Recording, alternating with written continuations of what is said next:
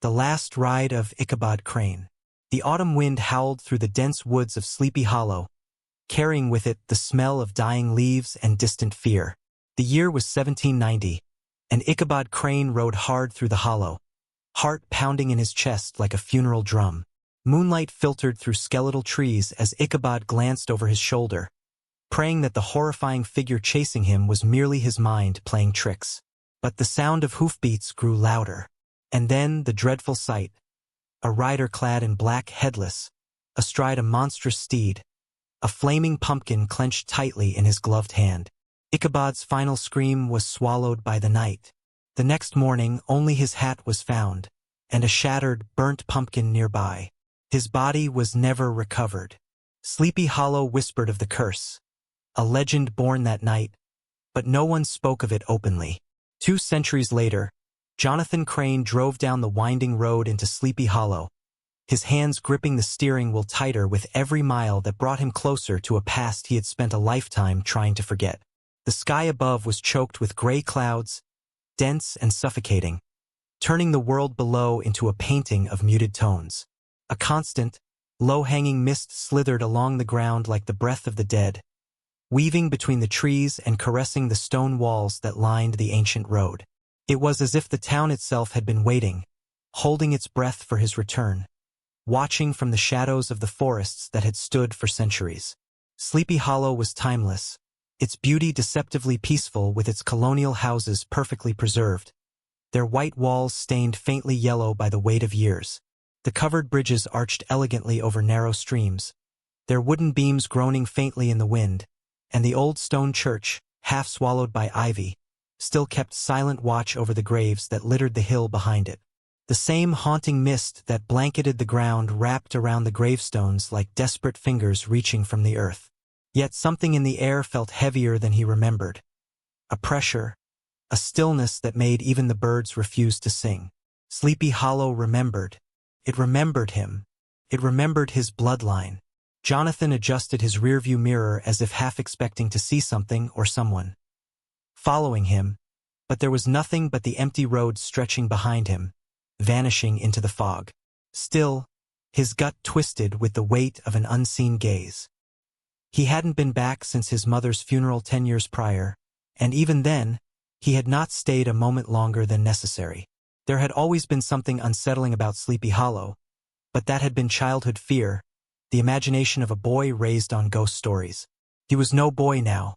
He was a man of logic, a scholar of folklore at Columbia University, a professor who understood that myths were born from superstition and fear, that legends were merely stories twisted by time. Yet no amount of study, no years spent behind a desk filled with dusty books, could have prepared him for the reason that finally pulled him back.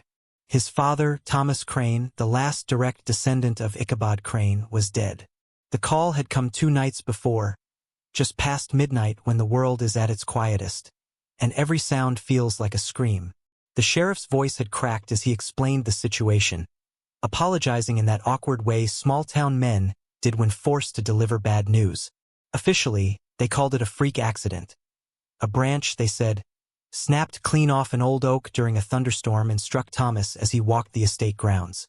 But then came the part that the sheriff could barely speak, the part that made Jonathan's blood run cold even through the phone line. There was no blood, no sign of trauma, just clean decapitation. The words echoed, looping in Jonathan's mind ever since. A fallen branch, but no splintered bone, no torn flesh, only a body headless, as if plucked by some invisible hand. Sleepy Hollow had buried Thomas quickly, too quickly. Jonathan barely made it back in time for the service, a somber affair attended by few, most of them town elders who exchanged glances too often, whispering behind gloved hands. The casket was closed, nailed shut, the family name chiseled into the stone with no epitaph, no farewell, just a name and 2 dates, separated by a dash that now held centuries of grief. Now, days later, Jonathan found himself pulling up the gravel driveway of the old Crane estate, a mansion once grand, now reduced to a crumbling shadow of its former glory. It sat hunched at the edge of the woods, the trees leaning in as if eager to swallow it whole. The windows stared blankly out like empty eyes, their glass clouded with dust and time. Vines crept up the stone walls, strangling the life from what little remained. Jonathan killed the engine, the sudden silence deafening. He sat for a moment, staring at the house, wondering why his hands refused to stop trembling. The air smelled of rain, of earth turned wet and sour. Slowly, he stepped out, gravel crunching beneath his boots, every sound magnified in the stillness. The door loomed before him, its once polished wood now gray and splintered. The knocker, a tarnished brass gargoyle, grinned wickedly. As he reached out, his fingertips brushed against cold metal, and a shiver raced down his spine. The door creaked open on its own, the hinges groaning like a dying man's last breath. The house smelled of rot and dust, of memories left too long in the dark. Cobwebs stretched across the ceiling beams, catching the weak gray light that filtered through cracked windows. Dust motes danced in the air, swirling around Jonathan as if recognizing him, welcoming him home. He stepped inside, the floorboards groaning beneath his weight.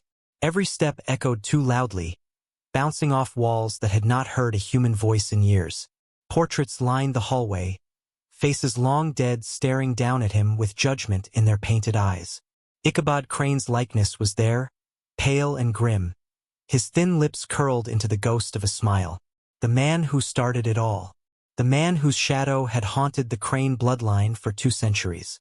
"Welcome home, Jonathan." The words were not spoken aloud, but he heard them all the same, whispered by the house, by the walls, by the blood running through his veins. A chill swept through him, and for a brief moment, he imagined turning around, walking away, leaving the past buried. But something, pride, duty, or perhaps the same curse that bound all Cranes, pushed him forward. The staircase loomed ahead, its banister cracked, the carpet moth-eaten and faded. He knew what waited upstairs. His father's study, the heart of the house, the place where secrets festered. As he ascended, the air grew colder, heavier, as if the house itself resented his intrusion. Each step felt like trespassing, a violation of sacred ground. At the top, the door to the study stood slightly ajar, the darkness within almost tangible. Jonathan pushed it open, the hinges screaming their protest.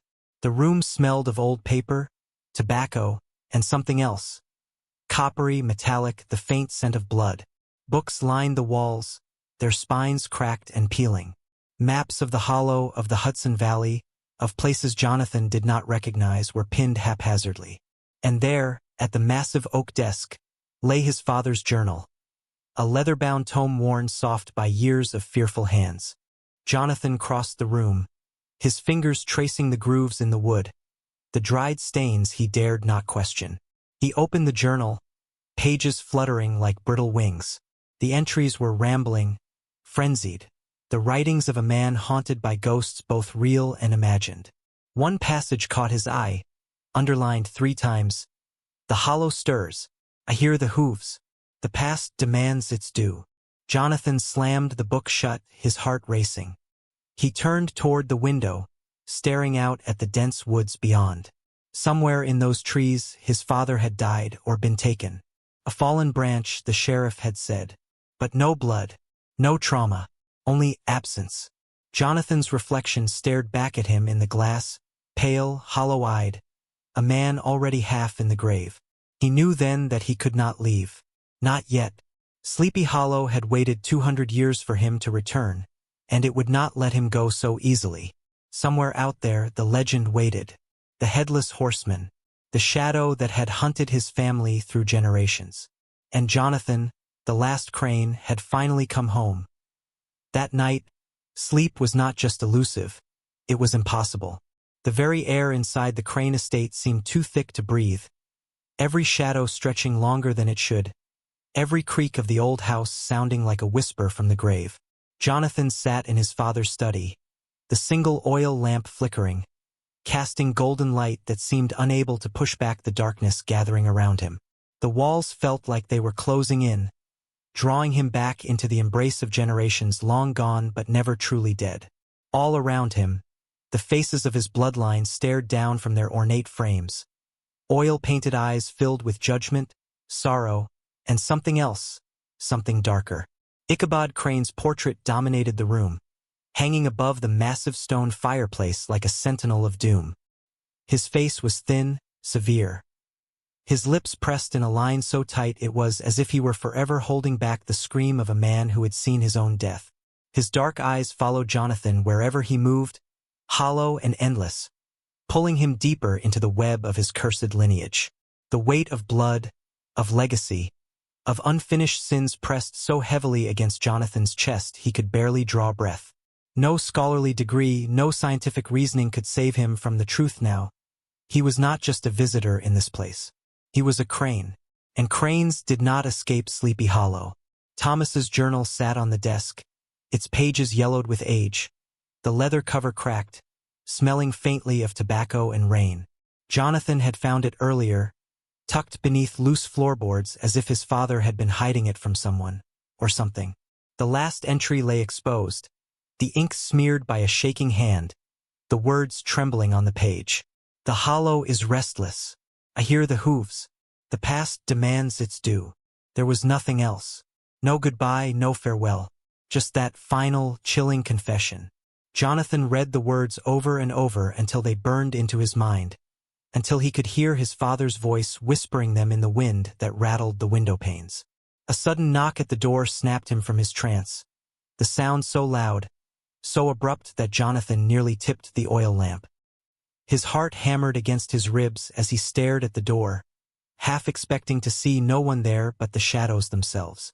Instead, when he pulled it open, Abigail Moore stood on the threshold, her thin frame swallowed by a heavy wool coat, eyes gleaming sharp with secrets. She did not flinch, did not even blink as she took in the sight of him, the last Crane, hunched in his father's chair, looking every bit the doomed heir he was. "You shouldn't have come back, Jonathan," Abigail said, her voice low, hoarse like a woman who had spent too many years speaking of things no one dared to hear. Jonathan scoffed, masking his fear with bravado he did not feel. "I came for answers," he replied, forcing his voice steady, though it sounded hollow even to his own ears. Abigail stepped inside without waiting for an invitation, her eyes scanning the room, pausing on Ichabod's portrait. "Answers?" she repeated bitterly. "There are no answers in this place. Only the curse." Before he could speak, she pulled from her bag a thick, leather-bound book, ancient, frayed at the edges, its spine cracking from years of wear. She slid it across the table, the sound loud and final as a judge's gavel. "The true chronicles of Sleepy Hollow," she said. "Not the tales they tell the tourists. Not the sanitized version taught in your classrooms. This is what your family left behind. What they tried to bury." Jonathan stared at the book, his throat dry, hands trembling as he reached out. The leather was cold beneath his fingers, almost pulsing like a living thing. He opened it slowly, pages brittle, the ink faded but legible. And there, written in careful script, was his family's shame laid bare. Dozens of entries, each worse than the last. Names he recognized from stories told in hushed voices at family gatherings, and names he did not, all ending the same way. Each one detailed a death, a beheading, the loss of a Crane to the hollow. Generations cursed, generations hunted. Always a Crane, always the head. Jonathan's breath came shallow as he turned page after page, horror mounting with each revelation. The curse did not skip generations. It did not sleep. It waited, patient, until the bloodline circled back to this place. Until the final Crane came home. "You think it's just the horseman?" Abigail's voice cracked, thick with something close to pity. "You think it ends with a headless rider and a flaming pumpkin? No, Jonathan. No, Ichabod. He did something far worse." Jonathan tore his eyes from the book, heart pounding. "What did he do?" Abigail laughed then, a hollow, bitter sound that held no joy. "He ran," she whispered. "He ran that night, but he didn't just vanish. He made a deal. He tried to outrun death, but instead he bound himself to it. And in doing so, he cursed us all." She stepped closer, voice dropping to a near whisper. "Ichabod thought he could cheat the horseman. He thought he could bargain for his life. But you can't bargain with the hollow. You can't bargain with the dead. Jonathan shook his head, refusing to believe. That's just a story. Abigail's eyes flared with anger. Then why is your father dead, Jonathan? Why is his head gone, and the sheriff too afraid to speak the truth? Look around you. Look at this house. This is not a story. This is your blood. Your destiny. She pointed to the journal. Read the last page again. Really read it. The hollow is restless. I hear the hooves. The past demands its due. Your father knew. He tried to stop it, but the moment he stayed, it was too late. Jonathan staggered back, gripping the edge of the desk. What am I supposed to do? Abigail sighed, her shoulders sagging under the weight of knowledge too heavy for one person to bear. I don't know. No one ever does. Some fight. Some run. All die. The clock struck midnight, the chime echoing through the house like a death knell. Outside, the wind howled, and somewhere, in the distance, Jonathan swore he heard it. The thunder of hooves. Abigail's eyes met his, full of sorrow. It's awake now, and it knows you're here. The attic groaned beneath Jonathan's weight as he climbed the creaking stairs, the air growing colder, heavier, the farther he ascended. Dust thick as snowfall coated every surface, undisturbed for decades, possibly centuries. Moonlight filtered through a cracked, grimy window, illuminating forgotten relics of his family's past. Broken toys, rotting furniture, and covered portraits no one had dared look at for generations. And yet, something in the corner called to him, something buried under the weight of time and fear. A wooden chest sat squat and waiting, its surface scarred by claw-like marks as if some desperate hand had tried to break it open, or keep it sealed. Jonathan approached slowly, his heart pounding louder than his footsteps. The chest was sealed with wax, the red, cracked lines glowing faintly in the dying light. He ran his fingers over the crest carved into the wood, the Crane family seal. No one had touched this box in generations. Perhaps no one dared. He found a rusted letter opener on a nearby shelf and, with shaking hands, pried at the seal. The wax gave way with a brittle crack, the sound impossibly loud in the suffocating silence of the attic. The air shifted, colder now, the attic itself seeming to hold its breath. When the lid creaked open, a cloud of dust billowed out, stinging his eyes and throat. Inside lay yellowed papers, their edges curled and brittle with age. Beneath them, wrapped in cracked leather and bound with twine, was a journal thick, ominous, pulsing almost as if alive. Jonathan pulled it free, his hands trembling under the weight of history. Ichabod's journal, the one no Crane had dared read, the one that had waited for him. By the weak flicker of candlelight, Jonathan sat on the attic floor, the journal resting on his knees. For a moment he hesitated, the air so thick around him it felt like drowning. And then he opened it. The pages groaned as they turned. The ink faded but still legible, each word bleeding the madness of a man haunted by what he had seen and done. The first entries were familiar, retelling the story every Crane knew. Ichabod, the ambitious schoolmaster, mocked by Bones, haunted by the tale of the Headless Horseman, vanishing one fateful night. But that was not the truth. Not all of it. Not even close. As Jonathan read deeper, the true story unfolded, far darker, far older than the town's legend. The writer is a harbinger, Ichabod had written, his script uneven, desperate. He does not ride alone. I sought to end the curse. I thought knowledge would save me. I was wrong. Ichabod's obsession had driven him beyond Sleepy Hollow. Before the night he vanished, he had traveled. Not for love, not for adventure, but for power. Each entry detailed a new land, a new horror uncovered, collected, and ultimately brought back to the Hollow like trophies. Ireland was first. Jonathan could almost see it. The green hills shrouded in mist, the moors silent but watching. There, Ichabod wrote of meeting a man, pale and silent, his head carried beneath one arm, his steed black as night. The Dullahan, a harbinger of death, riding not to warn but to claim. I watched him, Ichabod confessed. as he rode through villages, plucking souls as easily as apples from a tree. I took from him a token, a medallion carved from bone. I thought it would grant me power over death itself. Instead, it marked me. Jonathan felt bile rise in his throat. Every page screamed the same truth. Ichabod had been no victim. He had been the architect of their damnation. Next came Japan. The entries shifted, the writing more frenzied, the ink smeared. The Uriai found me, Ichabod wrote. A woman, betrayed, drowned by her lover.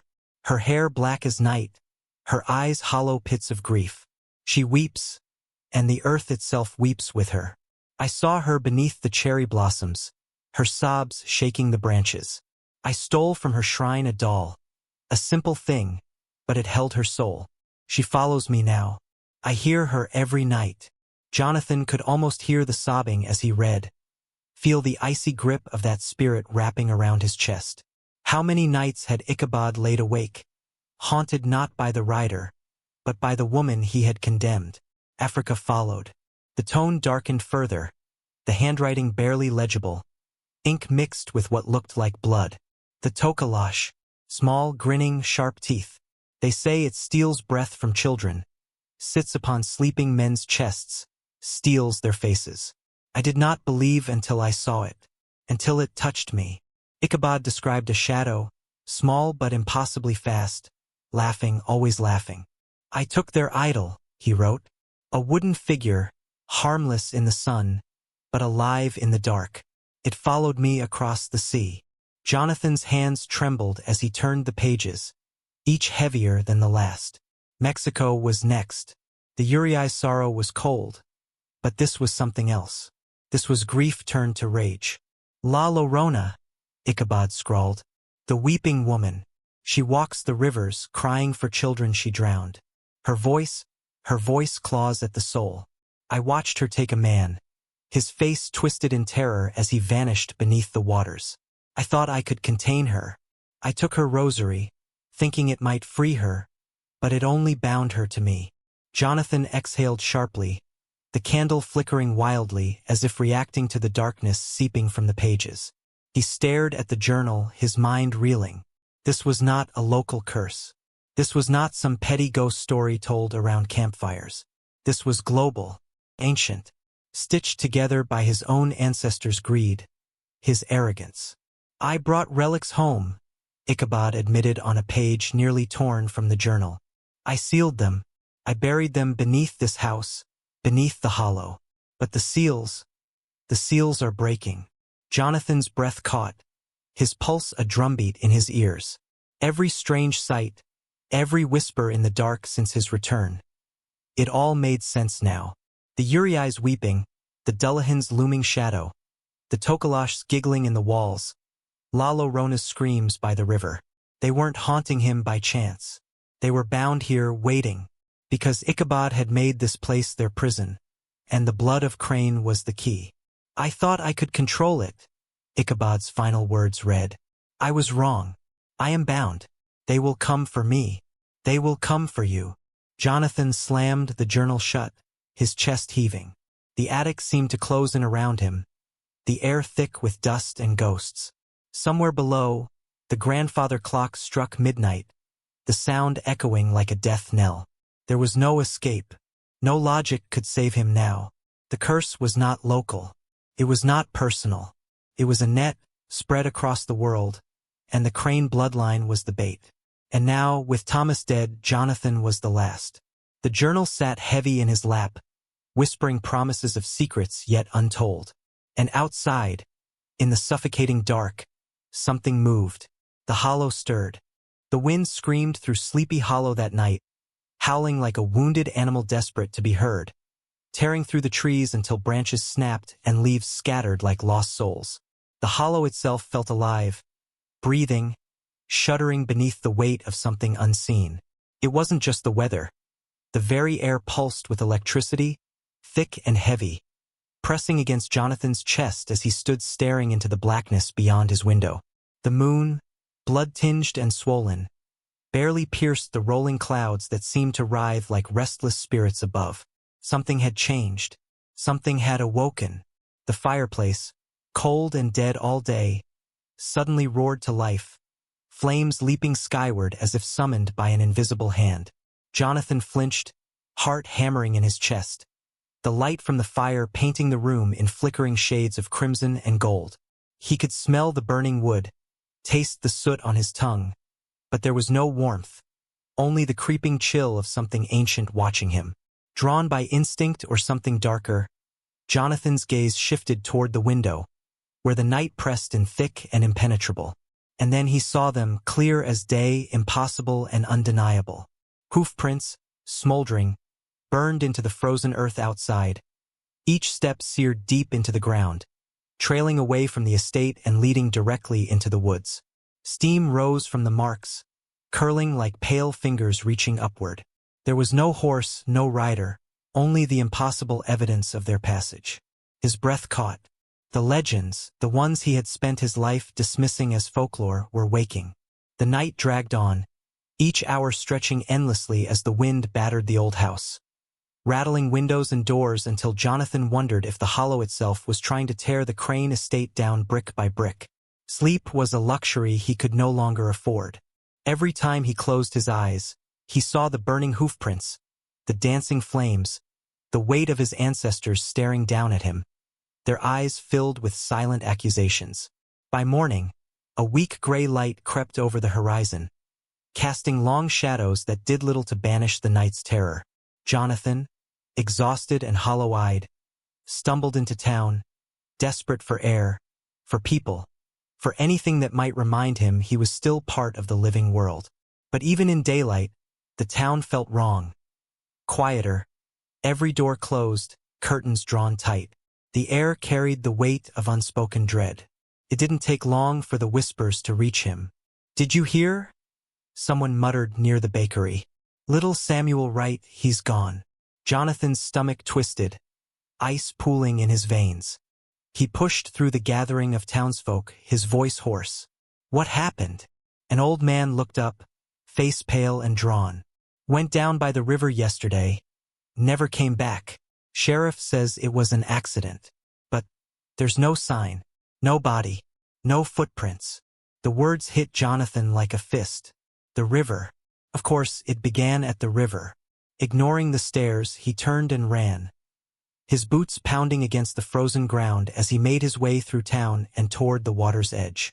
The river, wide and slow, its surface mirror-like, glistened under the pale sky. There was no sound but the soft lapping of water against the shore and the distant whisper of wind through barren trees. Then he saw her. A pale figure stood at the edge of the river, unmoving, her long white dress billowing in a wind Jonathan could not feel. Her black hair hung heavy and damp, clinging to her face and shoulders. Slowly, she turned, and Jonathan's breath caught in his throat. Her eyes were pits of endless black, voids where life should have been. Tears, thick and dark as ink, slid silently down her cheeks, disappearing into the folds of her gown. Her lips trembled, but no sound came. She stared at him, not as a woman, but as something older, something bound by grief so deep it had become rage. Jonathan wanted to run. Every instinct screamed at him to turn away, to flee back to the safety of his childhood ignorance. But his feet refused to move, rooted to the earth by the weight of her sorrow. "La Llorona," a voice whispered behind him.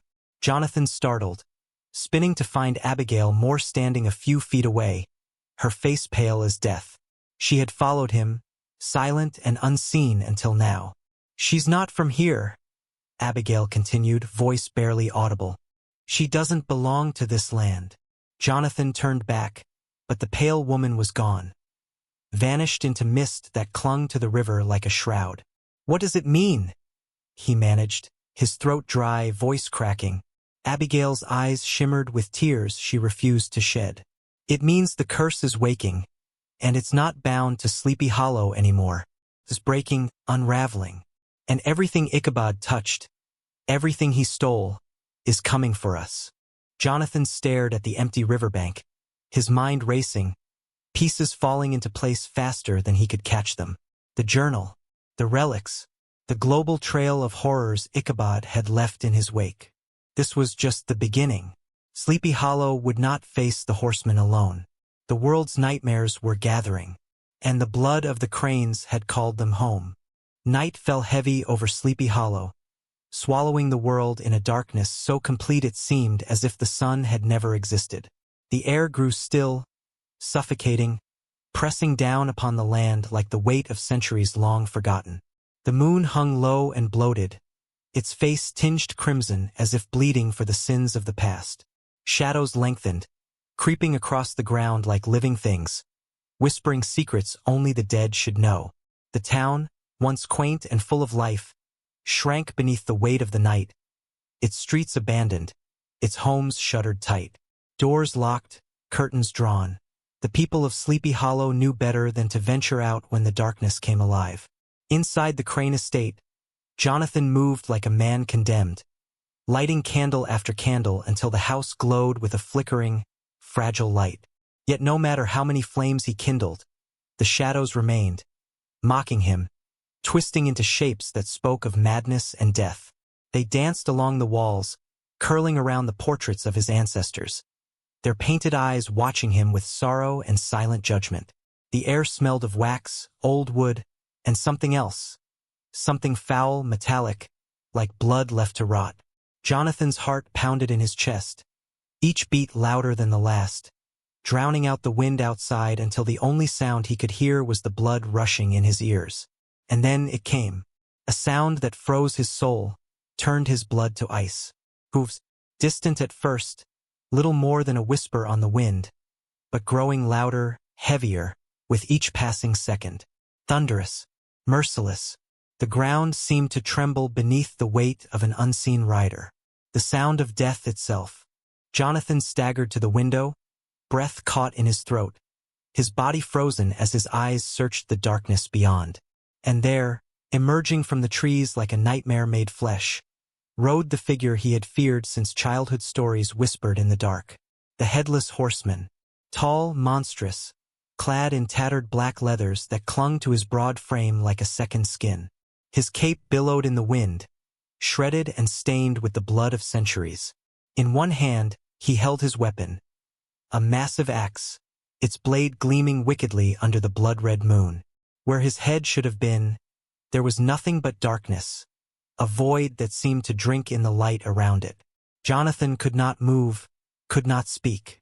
He could only watch as the horseman rode forward, the great black steed beneath him snorting flames with every breath, eyes glowing like twin coals pulled from the heart of hell itself. But the horseman was not alone. From the woods, more figures emerged, their forms barely visible in the shifting shadows, yet their presence undeniable. A procession of nightmares, summoned from the darkest corners of the earth, drawn to this cursed place by blood and ancient sin. First came the Uriai, gliding silently across the ground, her white funeral kimono billowing like smoke. Her long black hair streamed behind her, thick as ink, her face pale as bone, her mouth stretched wide, impossibly wide, locked in an eternal scream that made no sound. Her eyes were empty voids, pits of sorrow so deep they threatened to pull Jonathan in and drown him in grief. Next came the Dullahan, the original rider of death from the green hills of Ireland. His body was gaunt, flesh rotted and clinging to brittle bones. In one skeletal hand, he clutched his own decaying head, lips twisted into a rictus grin, eyes gleaming with malice. His steed was skeletal, ribs exposed, steam rising from its fleshless frame with every tortured breath. He rode with the weight of centuries on his back, a collector of souls.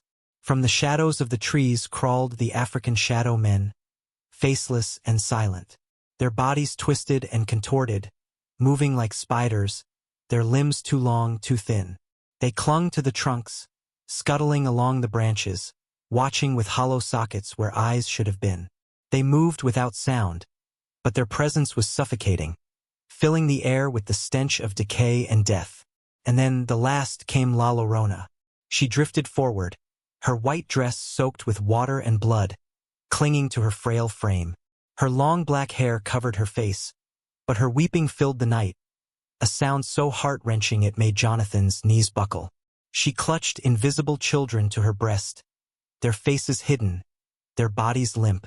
Her wail rose and fell, echoing across the hollow, a lament for the children she had lost or murdered. Jonathan fell to his knees, tears streaming down his face, his body shaking with terror and grief.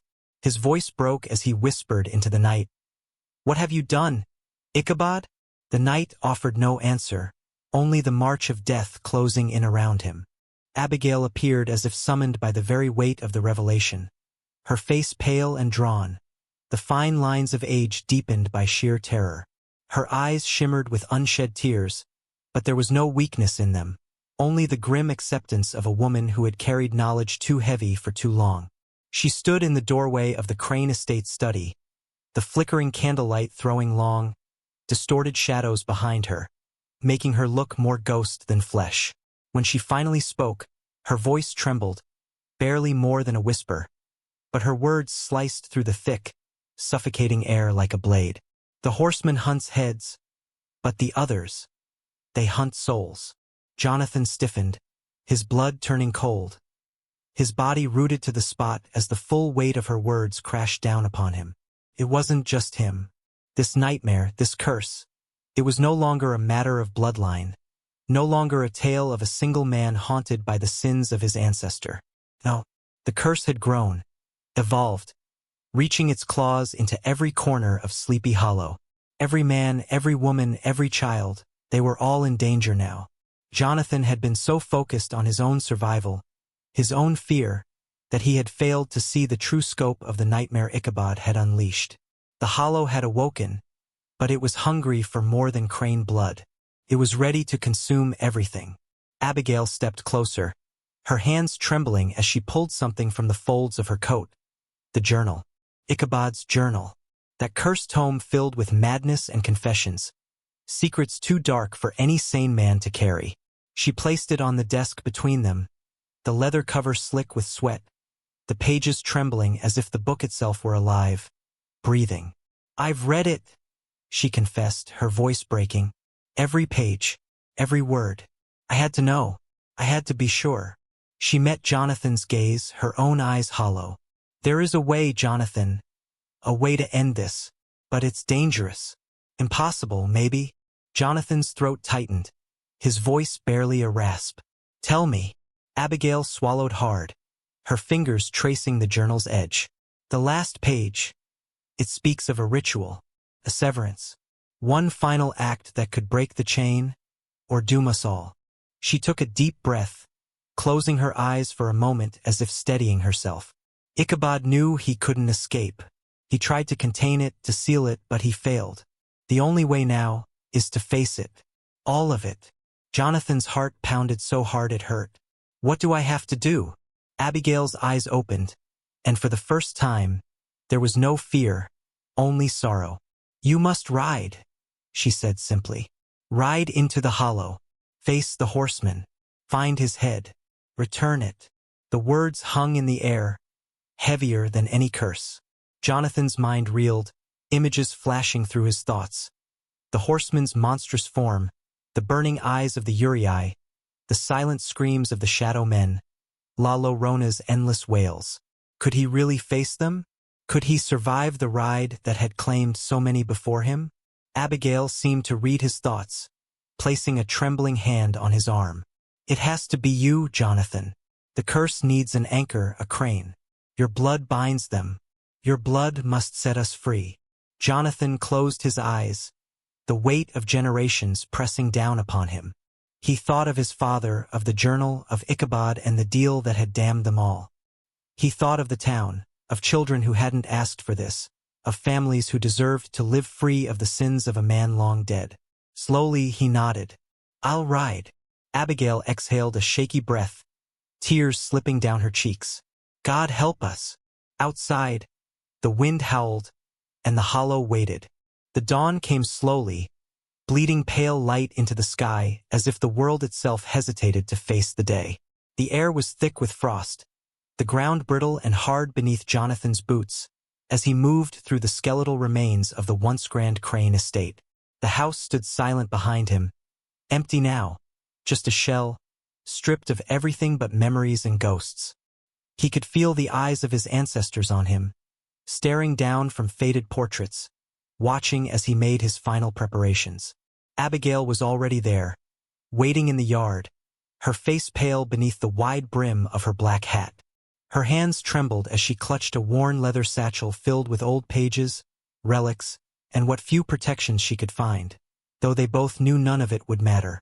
She approached slowly, her voice barely a whisper carried on the bitter wind. Sleepy Hollow was just the beginning, Jonathan. You carry the blood, but you may also carry the salvation.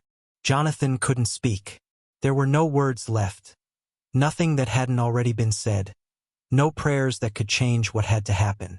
He simply nodded, his throat too tight to swallow, his heart beating hard enough he feared it might break free from his chest.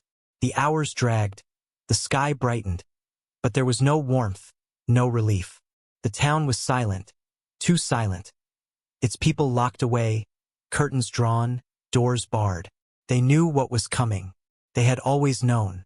Jonathan stood beside his father's old horse, a great, black creature with wild eyes and a restless spirit. The saddle was cracked with age, the leather worn smooth from years of use.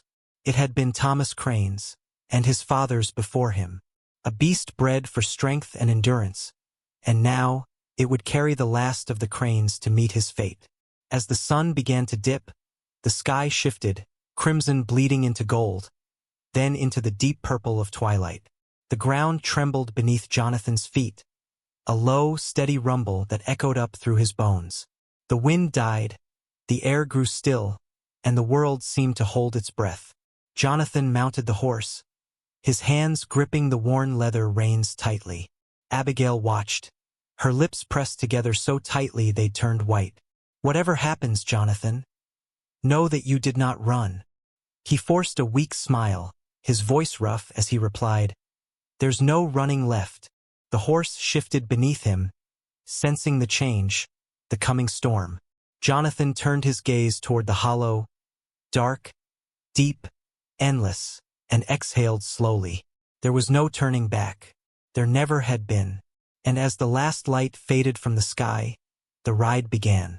Jonathan sat alone in the study, the journal trembling in his hands as though the leather itself still breathed with the remnants of Ichabod Crane's cursed soul. The house was silent, but outside, the wind howled like 1,000 lost spirits clawing at the windows, begging to be let in. The single candle on the desk flickered violently, its flame leaping high then guttering low, as if it too feared what lay hidden in those pages.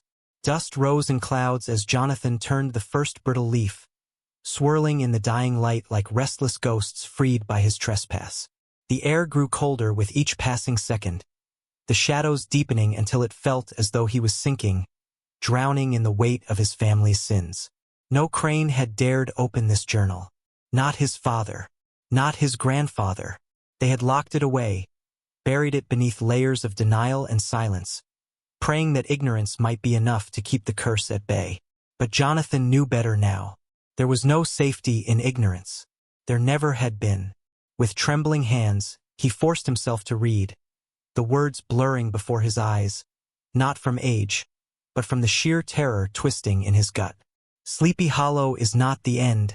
It is only the beginning. Ichabod's handwriting was frantic, desperate.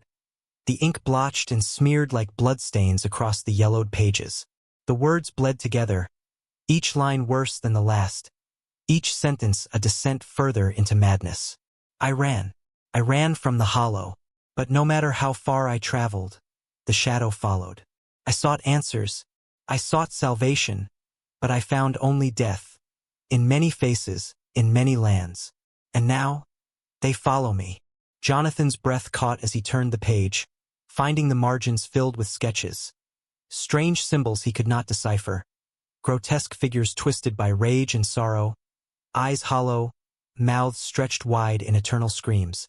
And then, a map of the world, marked in dark red ink, lines crisscrossing continents, binding together distant places into a web of doom.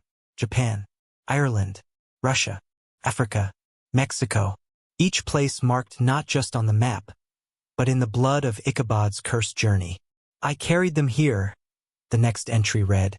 I thought I could learn their secrets, thought I could take their power and wield it as my own. But I was wrong. I did not break their curses. I bound them to me, to this place, to my blood. Jonathan's voice cracked as he read the words aloud, the sound barely more than a whisper lost in the storm outside. The candle guttered again, the shadows pressing in closer, listening, waiting. They are not merely ghosts. They are not just stories. They are grief and rage, loss and betrayal, given form. They were bound to their lands, their rivers, their mountains, until I took them, until I tore them from their graves and carried them across oceans. And now they rise with the horsemen. Jonathan felt his chest tighten, his vision swimming as the full horror of Ichabod's confession settled upon him like a shroud. This was no local curse, no petty haunting confined to the sleepy little town he'd been born into. This was global, ancient, a patchwork quilt of horror stitched together by one man's arrogance and desperation. He turned the pages faster now, unable to stop, needing to know the whole truth no matter the cost. I went to Japan first. I heard tales of the Yurei, spirits of the betrayed, women drowned by the hands of those they loved. I found her. She wept beneath the cherry blossoms, her sorrow so vast it cracked the earth. I stole her doll, thinking to understand her power. She followed. Ireland was next. I crossed the sea to find the Dullahan, the headless rider, the collector of souls. I watched him ride beneath the blood moon, his black steed breathing fire, his rotting head tucked beneath his arm. I took from him a token, his medallion of bone. I thought it would protect me. It cursed me. Russia, the frozen rivers, the silent woods. There, I found the Rusalka, the drowned maiden, her skin pale as death, her eyes like dark water. She sang to me, begged me to join her beneath the ice.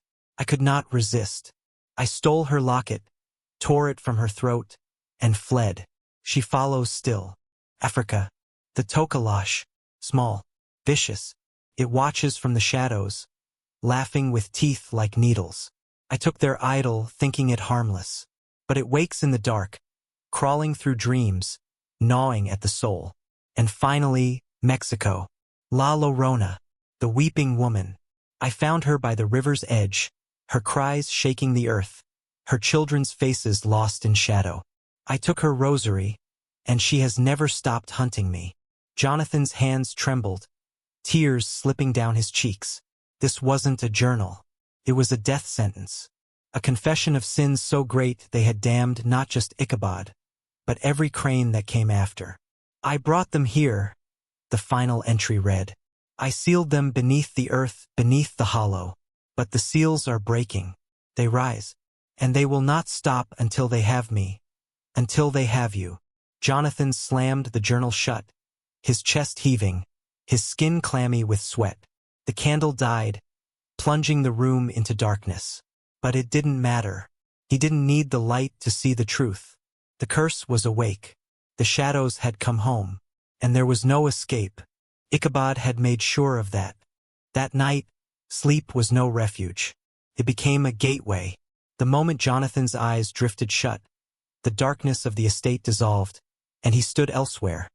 Somewhere ancient, foreign, where the very air carried the weight of sorrow unspoken for centuries. He was in a forest, the trees skeletal and blackened, their branches clawing at the sky like the fingers of the dead. Above him, a silver moon hung low, its pale light filtering through the twisting limbs, casting shadows that danced and trembled like restless spirits. The air was damp, the scent of wet earth and decay thick enough to taste. Fog clung to the ground, swirling around his feet, whispering in tongues he could not understand. And through it all came the sound, soft at first but rising, growing. A weeping, a sound so full of sorrow it made Jonathan's heart ache in his chest. It was the weeping of someone who had cried for so long the world itself had learned to ignore it. The sound drew him forward, deeper into the woods where the trees grew taller, their limbs heavier, their bark etched with strange symbols that bled like open wounds. Jonathan moved as if in a trance, each step taking him further from the waking world and deeper into the embrace of the dead. He did not know where he was going. He did not care. Only the weeping mattered. Only the voice of grief calling him forward. And then he saw it. A lone cherry blossom tree standing in a clearing, its branches heavy with dying flowers, petals blackened as though rotted from the inside. They drifted down like ashes, settling on the ground in soft piles. Beneath the tree, she waited. The Uriai. She was pale, ethereal, her form flickering like a candle's flame. Her long black hair flowed around her like ink poured into water, moving even though no wind stirred the air. She wore a white funeral kimono, pristine but for the bloodstains that bloomed like flowers along the fabric. Her face was beautiful once, but twisted now by grief and rage, her eyes hollow pits of endless sorrow. She did not move. She did not speak. And yet Jonathan heard her. Betrayal. Betrayal brings me here. The words echoed through his mind, bypassing his ears entirely, settling like a curse in his bones. He wanted to run, to turn and flee, but he was frozen, trapped in the web of her grief. Her eyes locked on his, and in that moment, Jonathan saw everything. Her life, her death, her endless mourning. He saw the moment she was drowned by the man she loved, saw her last breath slip from her lips as the water closed over her face. He felt her rage, her sorrow, her unending need for justice or revenge. Jonathan awoke gasping, his body drenched in sweat, the air around him freezing cold. But the weeping did not stop. It echoed through the estate, curling down the halls, slipping through the cracks in the walls, invading every corner of the house. It was not a dream. It was a summons. Drawn by a force he could not fight, Jonathan stumbled from his bed, the wooden floorboards cold beneath his feet. He moved through the house in a daze, out the door, into the night where the wind had died, the world silent but for the sound of her sorrow. Past the trees, beyond the gardens long since overgrown. He walked until the forest swallowed him whole. He had never dared go this far. Even as a child, the woods had been forbidden, a place of old fears and whispered warnings. But now, there was no fear, only inevitability. His feet moved of their own accord, carrying him deeper until he found it. A small stone shrine, half buried under moss and vines, forgotten by time and man. It leaned slightly to one side, the stone cracked and worn, but its purpose was clear. This was a place of death, a place of binding. At its base, cradled in the roots of a tree, lay a doll. A Japanese doll, its face cracked and faded, its kimono rotted to ribbons. Yet despite its decay, it radiated sorrow so profound it took Jonathan's breath away. He reached out, his fingers brushing the porcelain cheek, and a voice, not his, echoed in his mind. I took the doll. She followed. Ichabod's words. His sin. The journal had spoken of this, but seeing it, feeling it, was something else entirely. Jonathan's hand trembled as he drew back, but it was too late. The air grew icy, his breath fogging in the still night. He turned slowly, and she was there. The Uriai stood inches from him, her hollow eyes bleeding sorrow, her mouth open in a silent scream. Her hands hung limp at her sides, fingers stained with blood long since dried. She stared at him not with hatred, but with despair, as though she knew he was not the one who had wronged her, and yet he bore the blood of the man who had. Return me. Her voice echoed, though her lips did not move. Or drown in sorrow. Jonathan stumbled back, but the ground seemed to shift beneath him, pulling him down, dragging him into the dark waters of memory. He saw Ichabod in a small Japanese village, standing before the shrine. Saw the grieving mother, tears streaming down her face as she begged him not to take the doll, not to disturb the dead. Saw Ichabod's cold smile as he plucked the doll from its resting place and turned away. And then the scream. The mother's scream, the Uriai's scream, the earth itself screaming as the curse took root. Jonathan gasped, the vision fading, but the weight of it remained, pressing down on him until he could barely breathe. The Uriai stared at him, her eyes begging, demanding, pleading. And then, she was gone, fading into the mist, leaving only the doll and the promise of her return. That night, Jonathan did not sleep. He sat by the fire, the doll cradled in his hands, the weeping echoing through his mind. There was no escape, no salvation, only the curse and the debt his blood must pay. The sky hung heavy the next morning, clouds pressing low like a suffocating blanket as Jonathan sat in the study. Ichabod's cursed journal laid open before him. Pages yellowed by time cracked as he turned them, the words still pulsing with dread.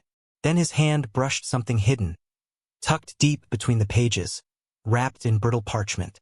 Slowly, carefully, Jonathan unwrapped it, revealing a bronze medallion, tarnished by age but still cold to the touch. Etched deep into its surface were Celtic runes, strange and twisting, their meanings lost to time. A chill raced down his spine. Ichabod had not merely written about the curse, he had carried pieces of it home. Jonathan stared at the relic, unable to tear his gaze away. He could almost hear whispers curling from the metal, feel the weight of generations pressing down on him. He read Ichabod's note hastily scribbled beneath the artifact. Taken from the rider of Ireland. Beware the word. Before he could process it, the air shifted.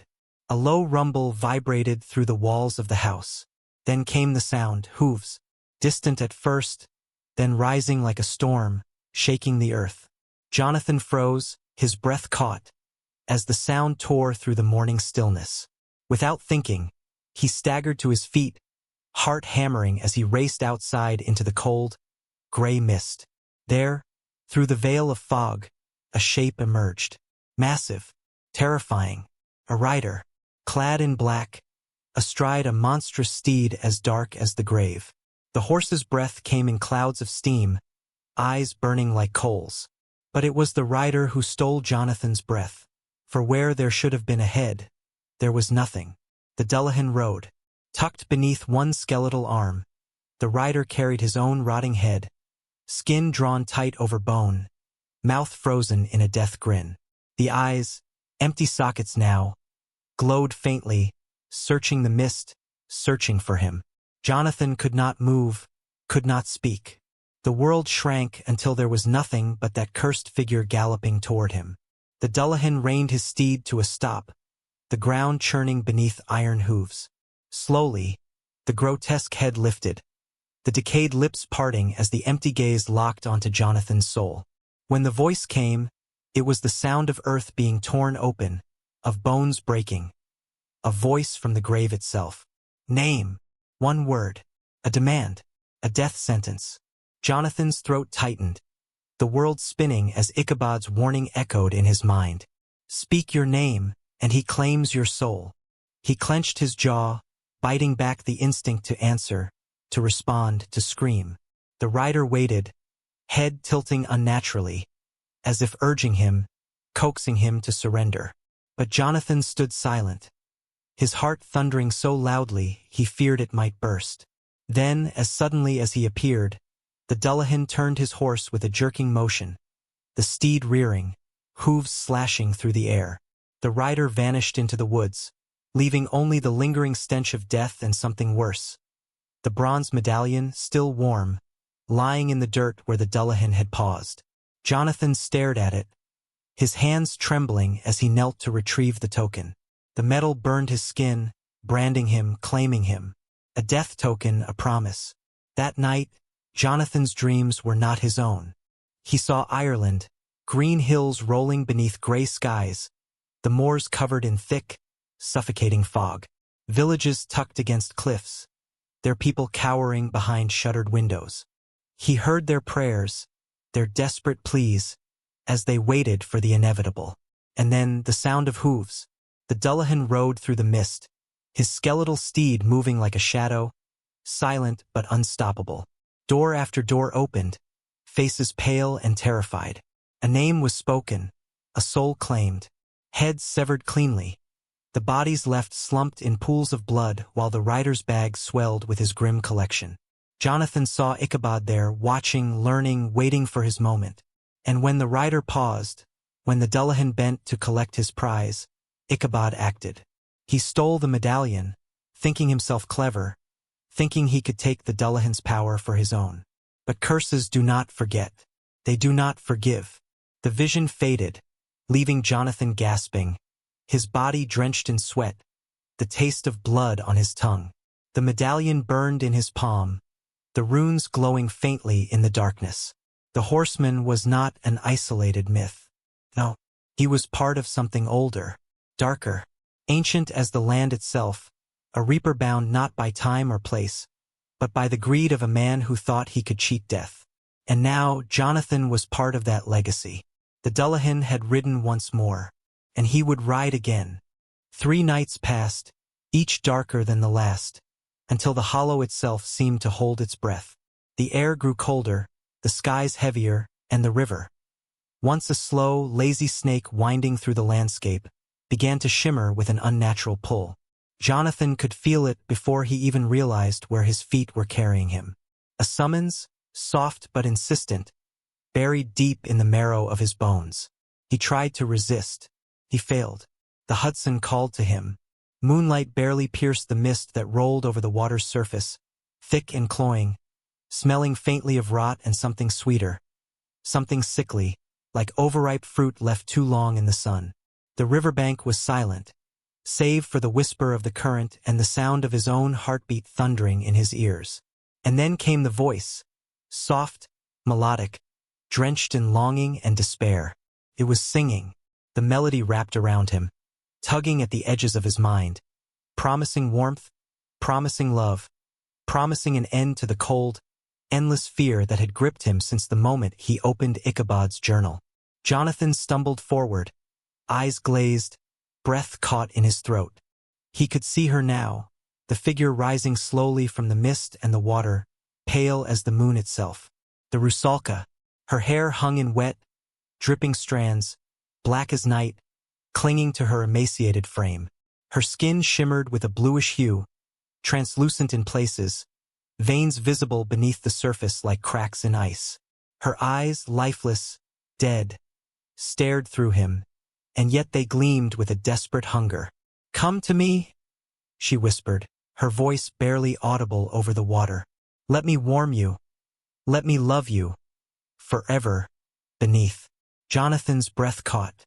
Ichabod's sketches had described her perfectly, the Slavic spirit of betrayal, the drowned woman doomed to pull the living into her watery grave. His feet moved closer, the river lapping at his boots, the water rising higher with every step. And then he saw it, a glint of glass caught in the moonlight, spinning lazily in the current. Pendant, simple, beautiful, filled with the kind of sorrow only betrayal could craft. Jonathan knew without touching it, this was hers, her keepsake, the last piece of the life stolen from her. Ichabod had taken it. Of course he had. Another trophy. Another curse bound by blood and greed. The Rusalka smiled then, lips parting to reveal sharp teeth, her arms outstretched, fingers webbed and clawed. The water surged, splashing cold against his skin as she reached for him, ready to drag him down, down, down into the depths. Somewhere in the recess of his mind, Jonathan's survival screamed. He stumbled back, falling hard onto the muddy shore, gasping for breath, the spell broken for a moment. The Rusalka hissed, her face twisting in rage, but she did not pursue. Not yet. Instead, her voice followed him, seeping into his dreams, curling around his soul like cold, wet fingers. "You will be mine when the river rises." And Jonathan knew it was only a matter of time. Dawn was still a distant promise when Jonathan stumbled into the attic, the air thick with dust and forgotten memories. The sun barely touched the horizon, and yet he could not sleep. Not with the weight of the journal pressing against his chest, not with the knowledge that every floorboard groan beneath his feet carried him closer to another buried secret. The attic was darker than he remembered, the windows so crusted with grime that no light dared enter. The stale air smelled of mildew, decay, and something else, something sour, metallic, almost like blood. As he sifted through old trunks and rotting boxes, his fingers brushed against something different, rough, wooden, warm despite the chill. Slowly, heart hammering, he uncovered it. A crude wooden idol, no taller than his hand, its face carved into a wicked grin, sharp teeth bared, eyes gouged deep and dark. The thing was ugly, primitive, yet there was a malice to it that made his skin crawl. Jonathan froze, staring into those hollow sockets as a strange tremor ran through the house. The walls shuddered. The floor beneath him groaned. Somewhere deep within the estate, a door slammed without wind or touch. The candlelight sputtered violently as if gasping for air. And in that instant Jonathan knew. The Tokalash had awoken. It began with shadows. Flickers at the corner of his vision, shapes darting just out of reach. Objects shifted when he looked away. Books tumbling from shelves, picture frames twisting on their hooks, cold drafts where there should be none. The air grew heavier with each passing moment, thick with unseen eyes watching his every move. That night, as darkness swallowed Sleepy Hollow, Jonathan sat in his study, the idol perched on the desk before him like a grotesque guardian. Ichabod's journal trembled in his hands, the pages almost too heavy to turn.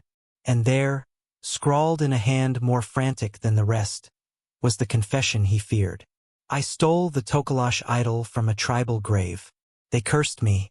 It feeds on fear, on blood, on dreams. Jonathan's stomach twisted. This was no European specter, no tale from the misty hills of Ireland or the haunted waters of Russia. This was something older, rawer. A curse ripped from the heart of Africa, carried across oceans by his ancestors' greed. The night deepened, the wind outside falling silent.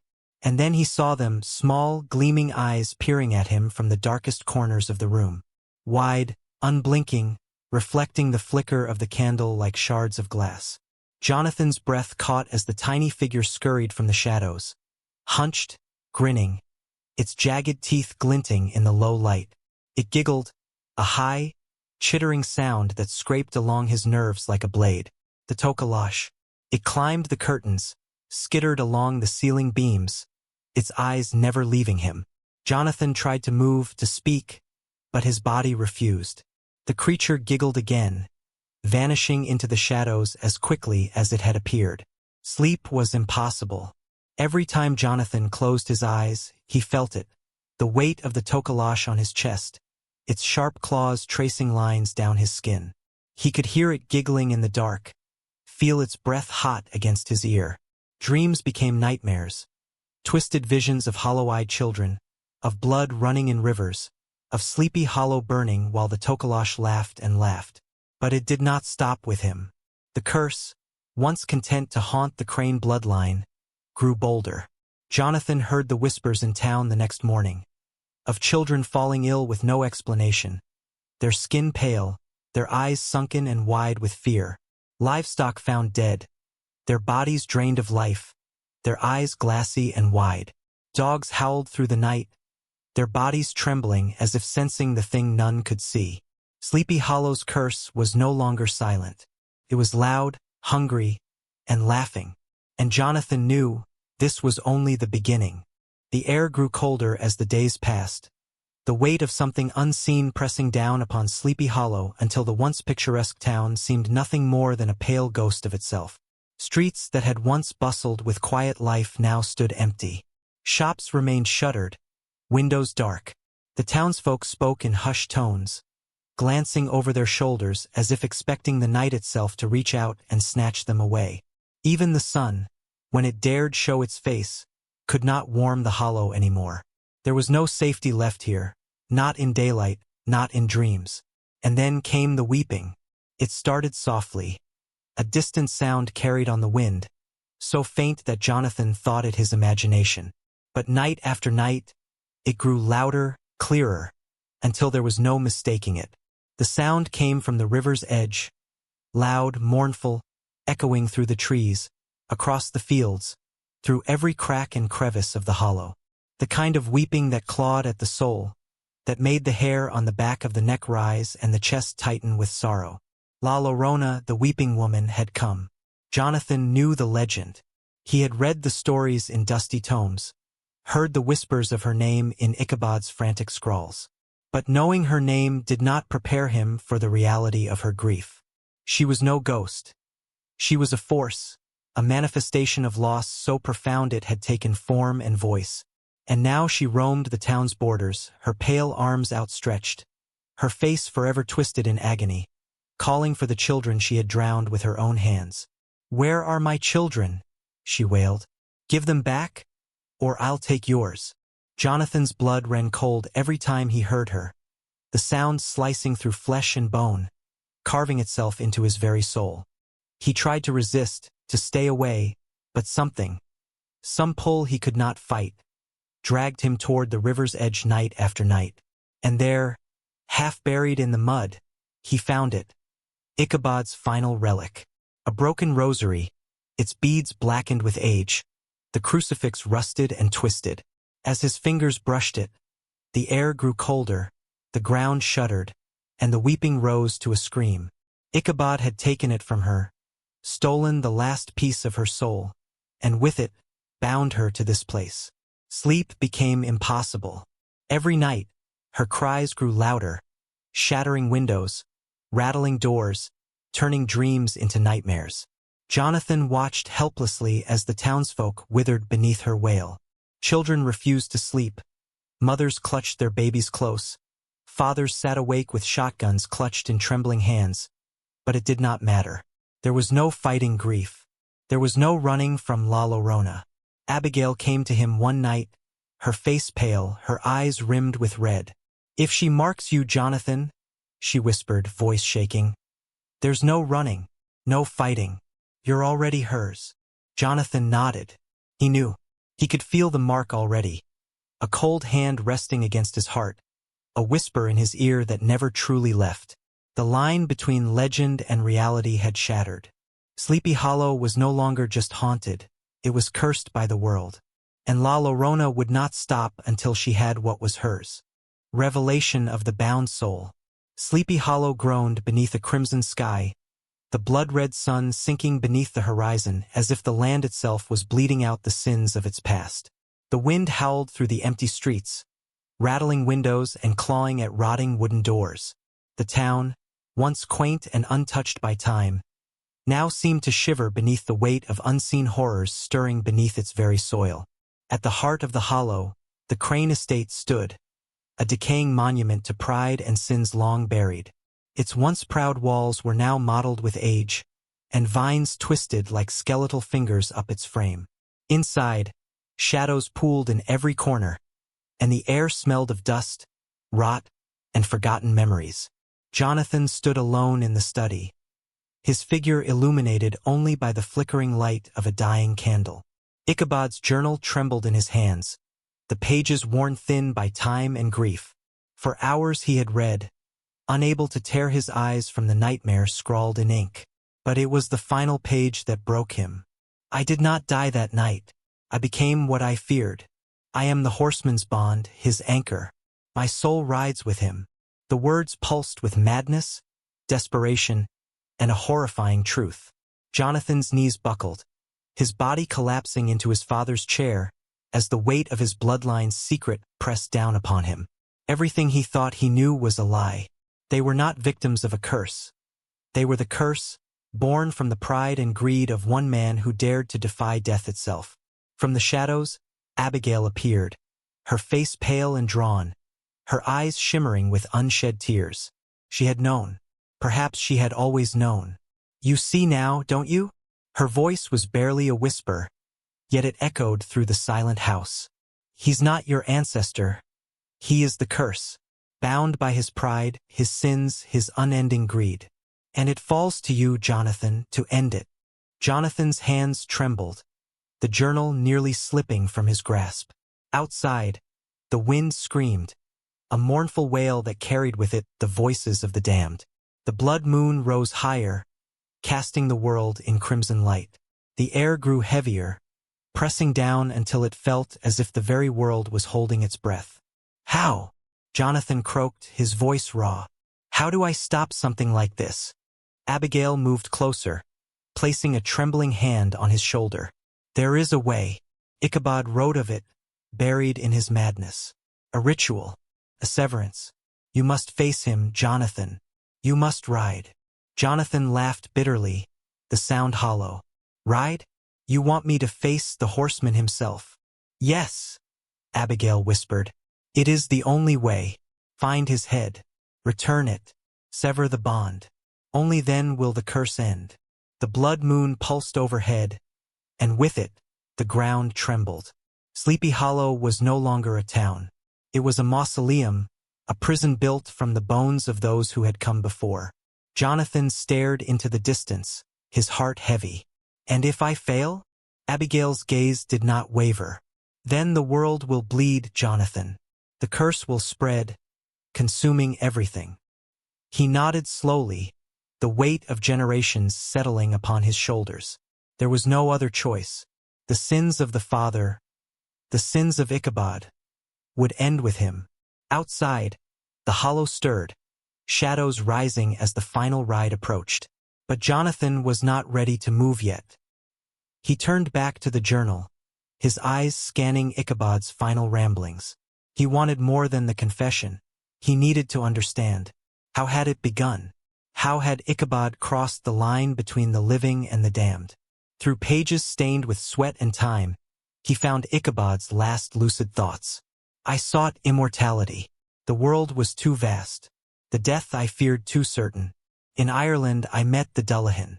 In Japan the Uriai. In Africa the Tokalash. Each time I took a piece, and each piece bound me further. The horseman, he was always the end. Jonathan felt his stomach turn. This was no accident. Ichabod had built his own tomb, brick by cursed brick. The spirits weren't tormenting him out of chance. They were his companions, his prison guards. And Ichabod had dragged the family down with him. Abigail spoke quietly, as if sensing his thoughts. He thought he could master death, but death mastered him. Jonathan stared at the portrait of Ichabod over the mantel. The oil paint cracked and peeling. The eyes seemed to glimmer in the firelight, mocking him. He bound himself to the horseman, didn't he? Abigail nodded. His soul anchors the rider. Each generation he calls another crane home. And each time, he grows stronger. Until tonight. Tonight, under the blood moon, it ends. Or it spreads beyond the hollow. Jonathan felt hollow. But in that void he found resolve. What do I do? Abigail pressed a sealed envelope into his hand.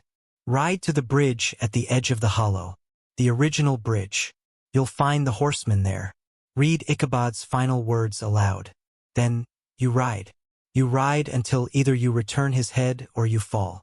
Jonathan nodded, swallowing the lump in his throat. There was nothing else to be done.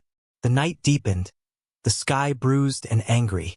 The town felt abandoned, lost in time, as Jonathan saddled his father's old horse. Every window shuttered, every door bolted. Abigail stood by the gate. You carry them all now, Jonathan. Every crane, every soul. Finish it. Jonathan rode. Through the mist, through the forest, where the trees seemed to whisper. Past the graves of the forgotten. Until the bridge rose before him, black and ancient. And there, waiting, the horseman. Axe gleaming. Flame burning in his empty sockets. Jonathan's voice shook as he opened the letter and read. Ichabod's words.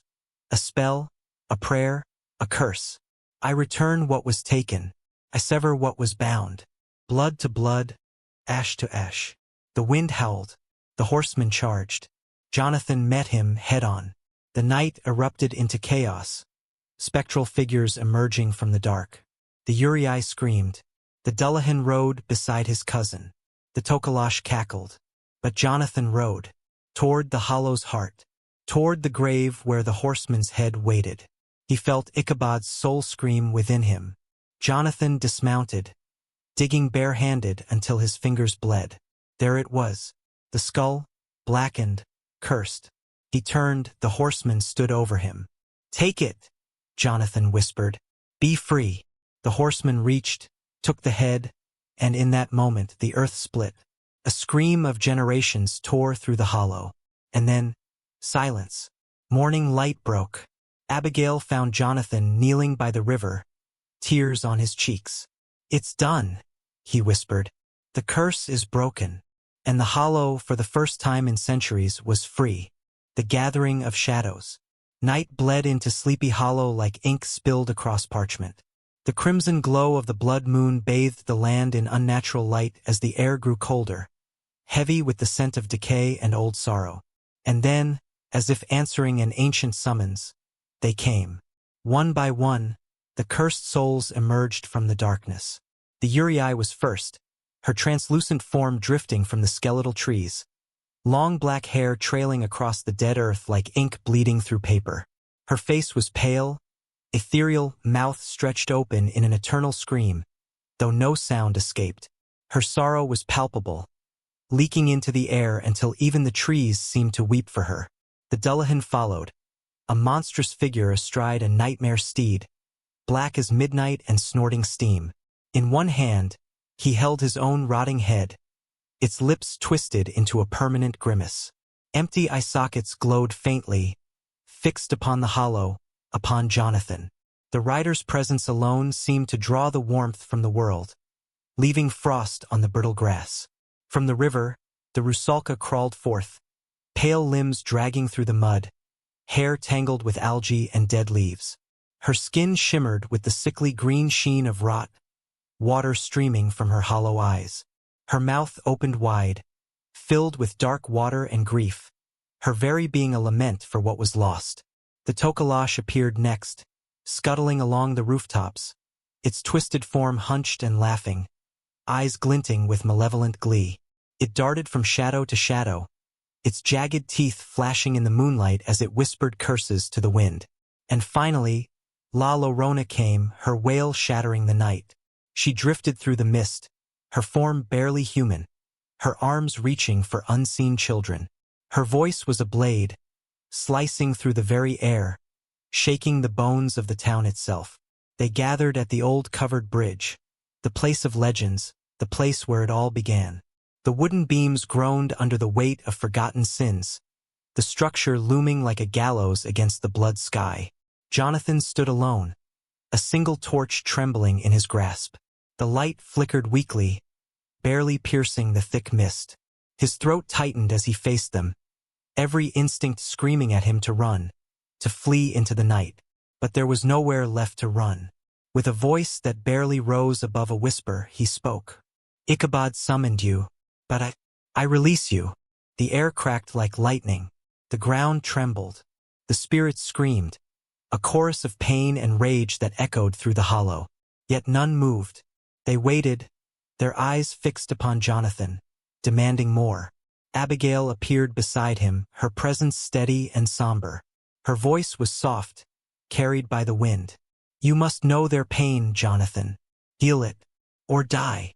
Jonathan's knees trembled, but he forced himself to stand tall. Slowly, he approached the Uriai first. I see you. I see your sorrow, your betrayal. You were taken from your home, your life stolen. I return your name to you. He whispered the name Ichabod had recorded, and the Uriai let out a sigh, her form fading into soft mist. He turned next to the Dullahan. Your head was stolen, your soul bound. I release you. With trembling hands, Jonathan produced the cursed medallion and cast it into the river. The Dullahan's eyes flared once, then dimmed, and he vanished into the fog. To the Rusalka he knelt.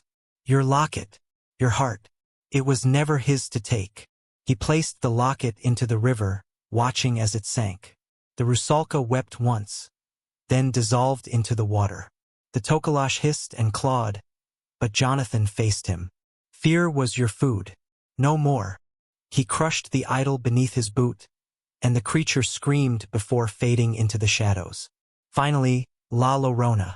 Jonathan could barely breathe as her wail pierced his soul. Your children are beyond this world. I cannot return them, but I see you. I honor your pain. He held out the broken rosary, and she wailed once more, then vanished, her sorrow carried away by the wind. One by one, they faded, their curses broken, their souls freed. Jonathan fell to his knees, exhausted, tears streaming down his face. The torch burned low, but it was enough.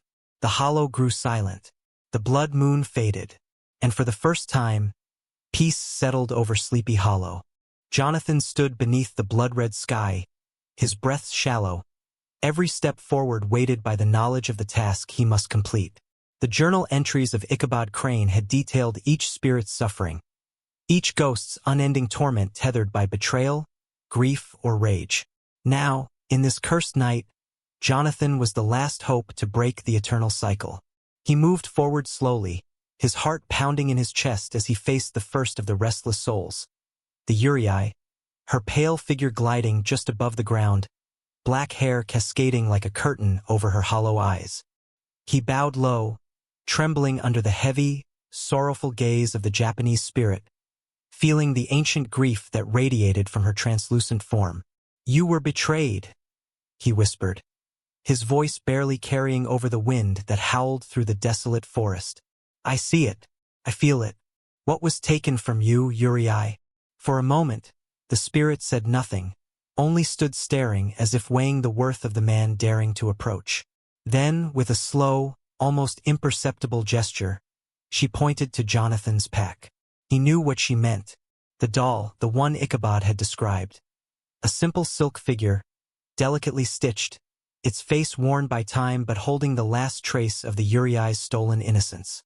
A lover's gift or perhaps a child's token. Ichabod had never been certain, but it had meant everything to her.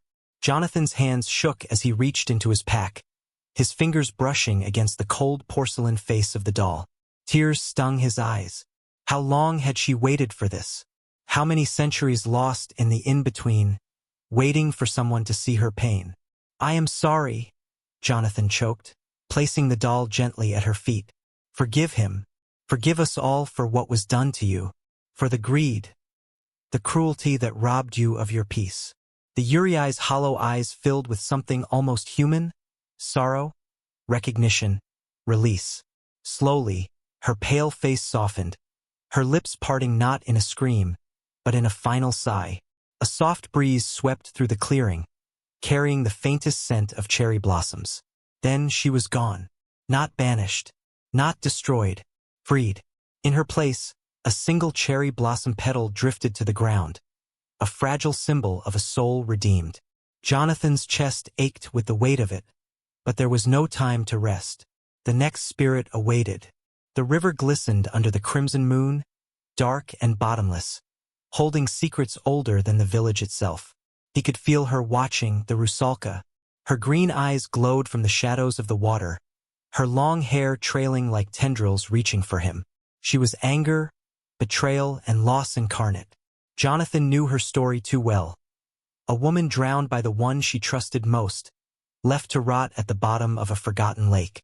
He stepped forward, feeling the water bite at his ankles, then his knees, then his waist. Each step was a battle against the unseen hands tugging at him, urging him to join the dead. "You were drowned," he called out, his voice trembling as the cold seeped into his bones. "Left to rot, betrayed by love. What did you lose?" The Rusalka's lips twisted into a cruel smile, her teeth sharp like a predator's. She hissed, the sound echoing across the river, shaking Jonathan to his core. But he did not flinch. Instead, he reached into his jacket, pulling out the pendant. A simple trinket, but once, it had been a symbol of love, now twisted into a chain binding her to rage. He held it high. "Is this what you seek? His gift to you, before his betrayal?" For a long moment the Rusalka said nothing.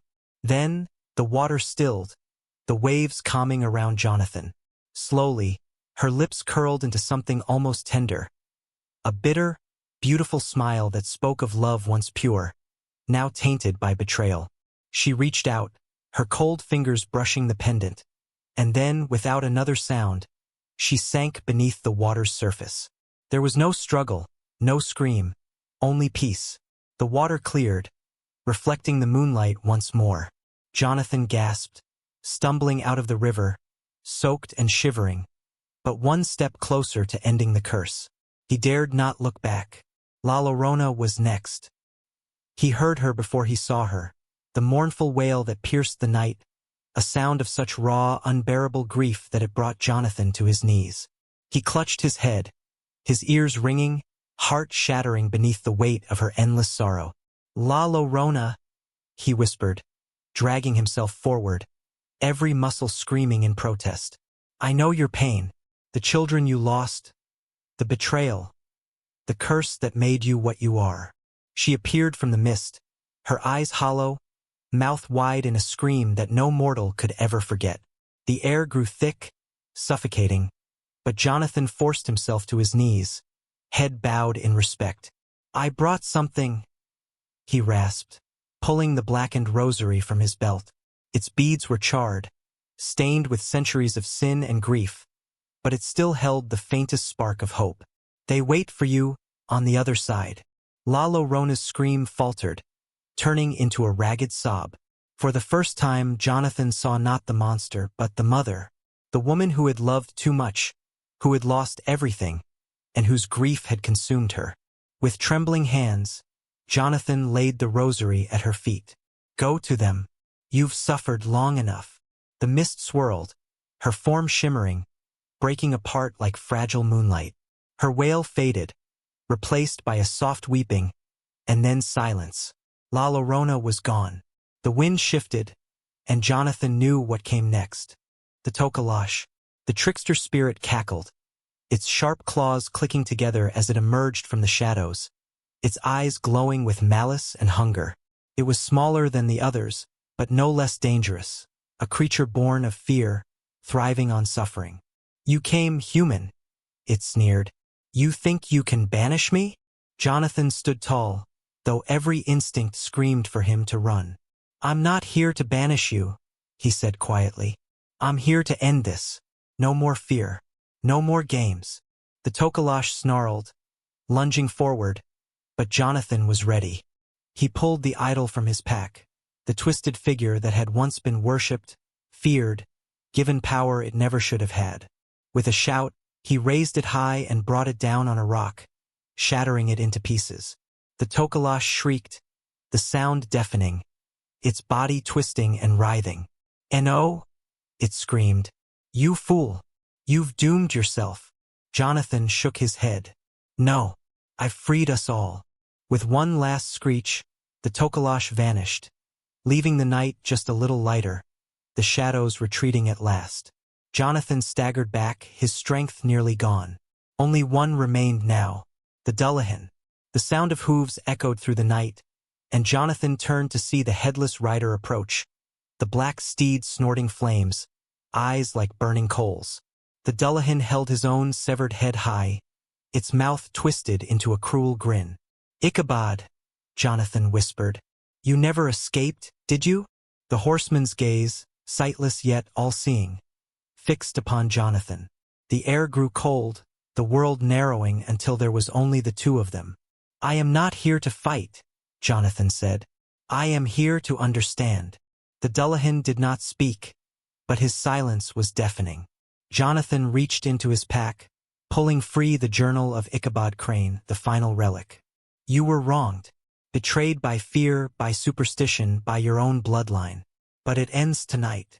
The horseman charged, the earth trembling beneath his steed, but Jonathan stood firm. At the last moment, the Dullahan reined in his horse, staring down at the mortal who dared challenge fate. "I know your pain," Jonathan whispered. "I carry it too." For a long moment, there was only silence. Then, slowly, the Dullahan lowered his head, the gesture of a warrior acknowledging another. The flames in his eyes dimmed, and the wind carried away the last remnants of the curse. The horseman turned, riding off into the night, his figure fading into the horizon. Jonathan collapsed, his body spent, his soul heavy. But for the first time, the night was still. The spirits were free, and so was he. The night air was heavy, saturated with the weight of every soul lost to the legend, every scream that had echoed through the hollow, every sin and sorrow passed from father to son. Jonathan stood frozen, his chest heaving as the shadows gathered thick around him. In the distance, the dark sky churned, and the blood moon's glow illuminated the figure that had haunted his dreams, his lineage, and his every step toward this moment. The Dullahan, the fabled horseman of Sleepy Hollow, stood there towering, terrifying, and now dismounted as if by some unspoken rite of passage.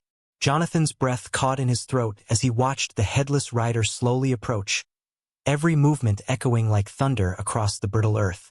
Without a word, the Dullahan moved forward until the heavy weight of his severed head slipped from his hand and fell with a sickening thud at Jonathan's feet. For a moment, time itself seemed to stop. The head, his father's face, twisted by death and centuries of rage, stared up at him, the hollow sockets glowing faintly with embers of a soul trapped too long in purgatory. A voice unlike anything Jonathan had heard, neither fully human nor wholly spectral, emerged from the head, its deep growl reverberating through Jonathan's very bones. "Finish it."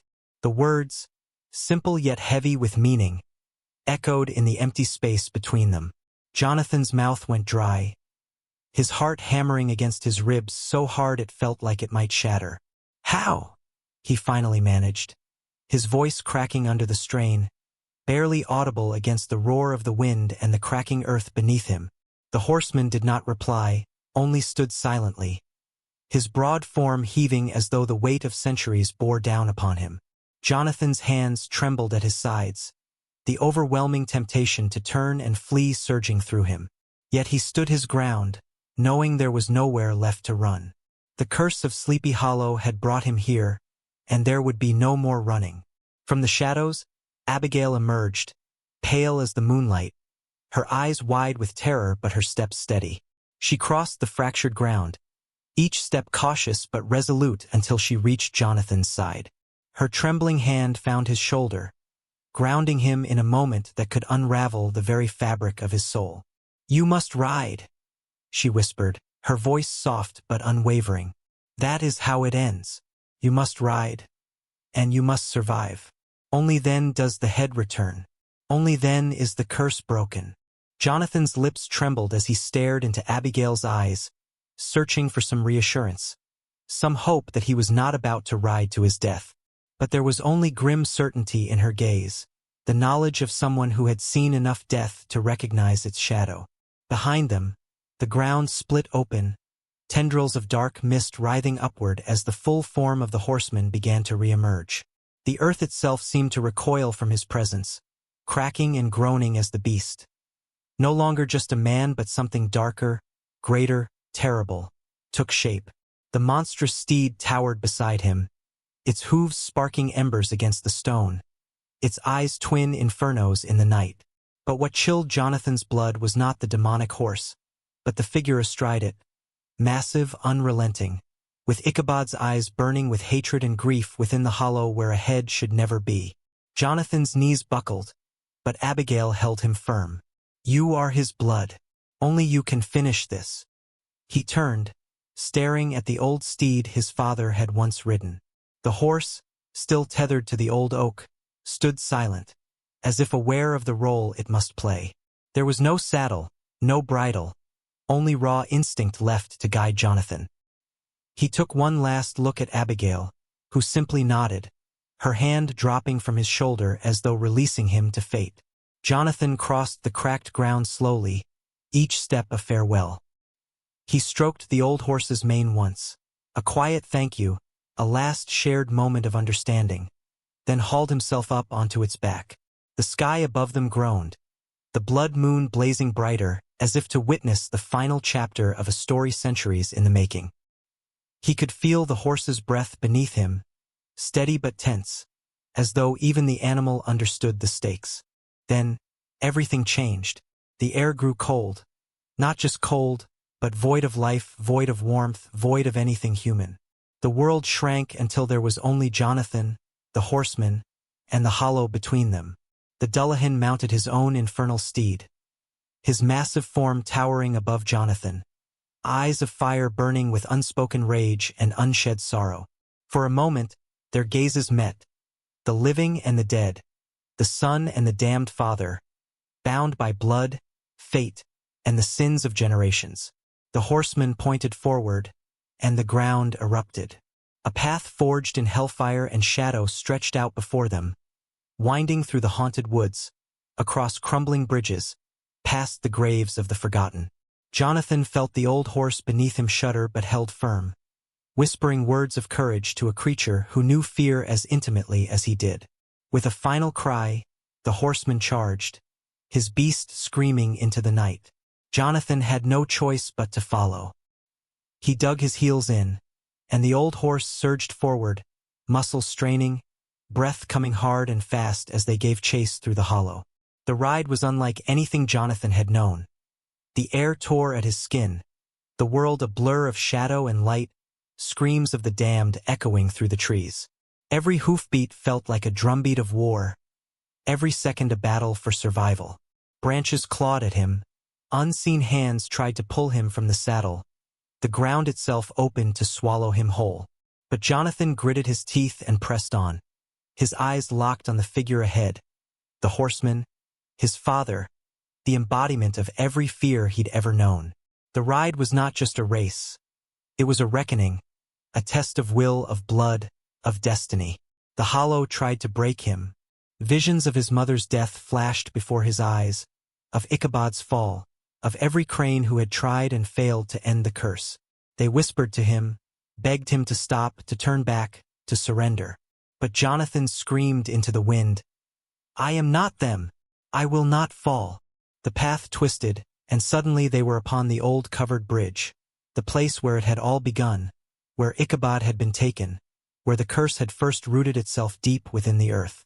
The horseman turned, his blade raised high, ready to sever bloodline from bone. But Jonathan was ready. He urged his horse forward, the old beast finding one last burst of strength, leaping through the air as the blade came down. There was a flash of light, not moonlight, but something purer, older, perhaps even holy. The blade missed by inches, embedding itself in the wooden beam of the bridge. Jonathan landed hard on the other side, his body aching, his breath gone, but he was alive. The horseman roared in rage, the sound shaking the very earth. But the bridge held, the curse faltered. Jonathan reached down, seizing the severed head at his side, lifting it high. "It ends now," he screamed. The Dullahan writhed, the horse rearing back as the fires dimmed. Jonathan hurled the head toward him, and in that moment, the curse broke. The horseman caught the head, and as it touched his form, everything changed. The fire died, the shadows retreated, the figure before him shrank, no longer a monster, but a man. Ichabod Crane, tears streaming down his face. "I'm sorry," Ichabod whispered, his voice human, broken, real. Jonathan nodded, his own tears falling. "I know. Rest now, father." The figure of Ichabod Crane shimmered, his form breaking apart into golden light, carried away by the wind. The night fell silent. The hollow, for the first time in centuries, knew peace.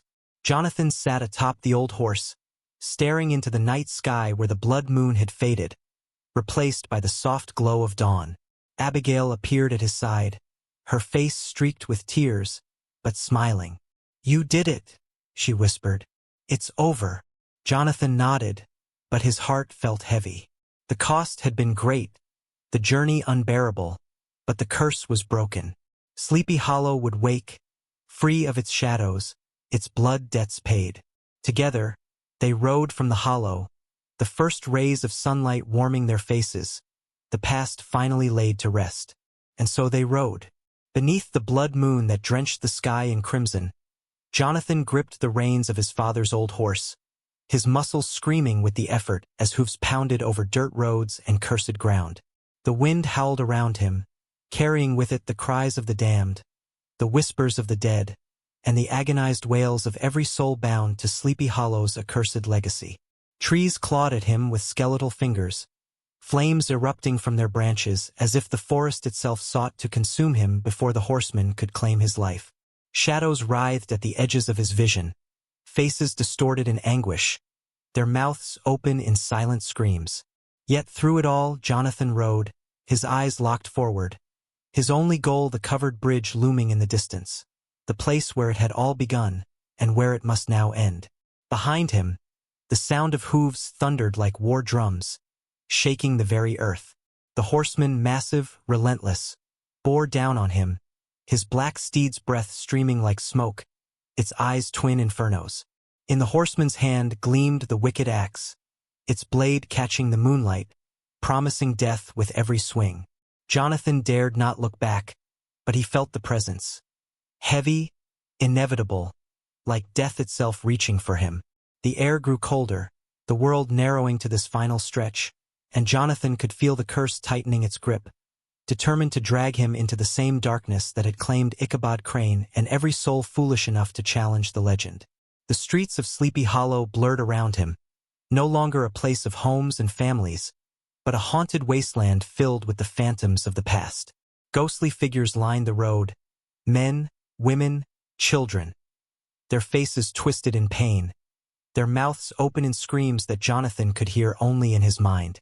They reached out with skeletal hands, pleading, cursing, begging him to stop, to save them, to die with them. He clenched his jaw and pressed harder, forcing the horse to run faster, feeling the muscles strain beneath him. There was no saving the dead. There was only one way forward, to face the horseman and end the curse once and for all. The ground shook beneath him, cracks spidering through the earth as though the very fabric of time and space could no longer hold under the weight of the curse. Jonathan's mind reeled as visions assaulted him. Glimpses of the past, Ichabod Crane's terrified face as he fled through these very streets, the cursed relics buried deep in the earth, each one a symbol of betrayal and death. He saw families torn apart, blood spilled, love lost, and innocence shattered. Generations of Cranes had carried this burden, their lives cut short by the sins of the past. And now it was his turn. But Jonathan was no longer running.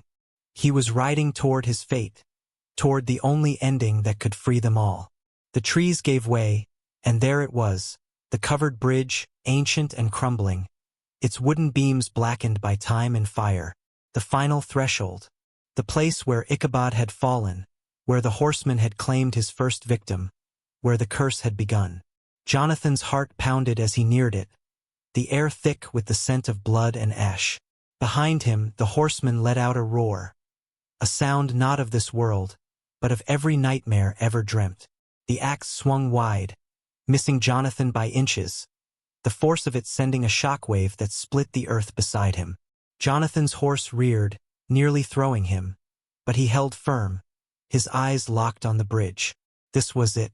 There would be no second chance. He rode harder, the horse screaming beneath him as they surged forward, crossing the threshold of the bridge. And then, at the center, Jonathan did what none before him had dared. He stopped. The sudden silence was deafening. The horseman skidded to a halt, his black steed snarling, steam rising from its flanks. Jonathan turned slowly, facing the monster that had haunted his bloodline for centuries. He reached into his pack, his fingers closing around the cold, heavy object he had carried all this way. Not Ichabod's head. No, that had been the lie, the trick that had kept the curse alive. No, this was the true head, the one taken in betrayal and rage, the one that had given birth to the legend. You want your head?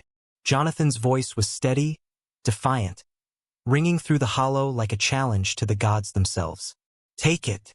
He pulled the Dullahan's head free, its hollow eyes staring back at him, its mouth twisted in eternal rage and sorrow. The horseman recoiled, his axe dropping from his hand, crashing to the ground with a sound like thunder. For the first time, the mighty rider of death hesitated. Jonathan held the head high, the moonlight reflecting off its pale, dead flesh.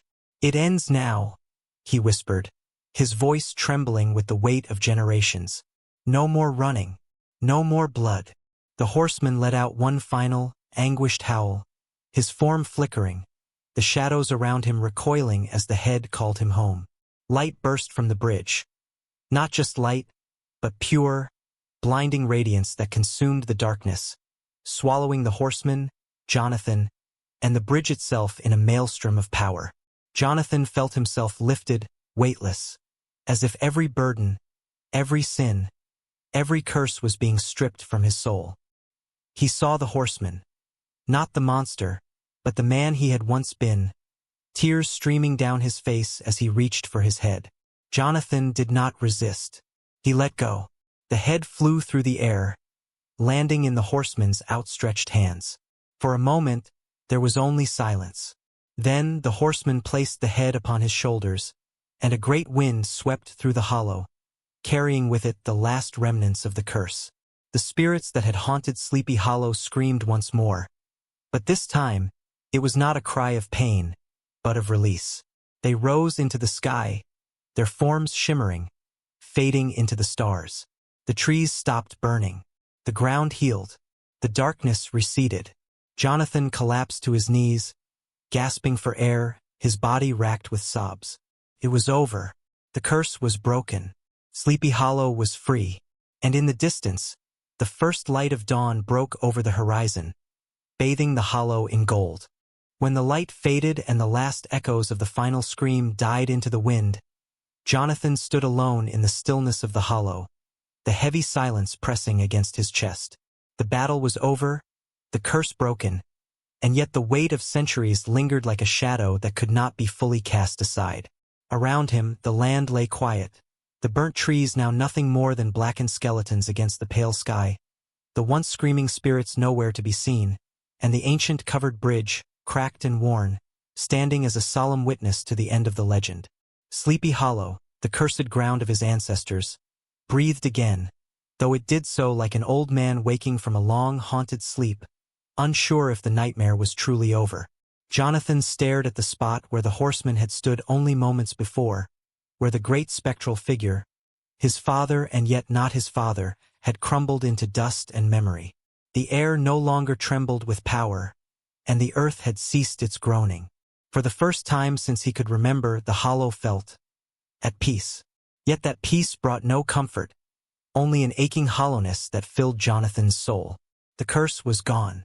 The horseman's head reunited with his body, the vengeful spirit laid to rest, and the bloodline that had borne the weight of this terror for generations finally freed. But in the breaking of that curse, something irreplaceable had been lost, a part of himself that could never return. Abigail's voice broke through the stillness, a trembling whisper carried by the wind. "You did it." Her words were soft, but the emotion in them was raw, her eyes shining with tears that traced silent paths down her cheeks. She stood not far behind him, watching, her hands clenched together as if praying that what she saw was real, that the man standing before her was still flesh and blood and not some lingering spirit himself. Jonathan turned his head slowly, his gaze meeting hers for only a moment before it dropped to the ground. He shook his head, his throat too tight to speak at first. When the words finally came, they were hoarse and heavy, weighed down by all that had come before. "No," he said quietly. "No, Abigail. I didn't do it. The curse is broken. But it's not over. It never truly is." She took a step forward, reaching for him as if to pull him back, but Jonathan held up a hand to stop her. There was a distance between them now, not of space but of fate. He had crossed a threshold no one else could follow, had stared into the abyss and survived, but survival came at a price.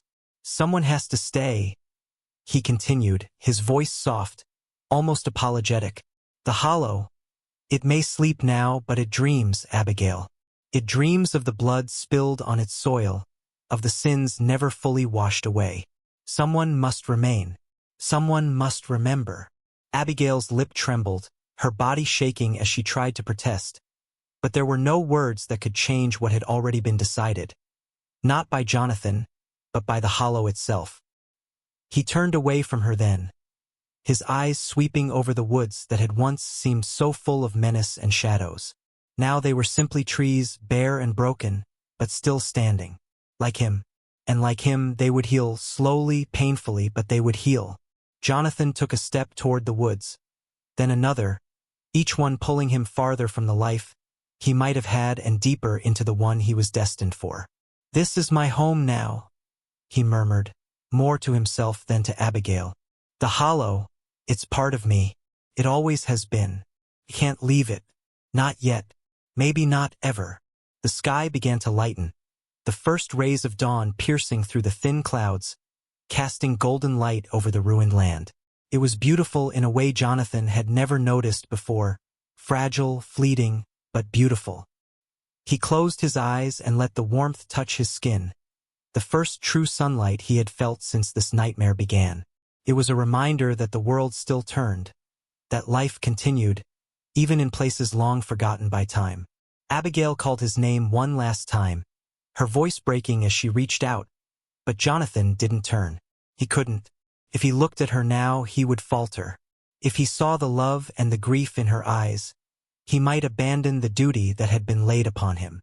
And there was no one else to carry it. He was the last of the Cranes, the final chapter in a story that had begun long before he was born.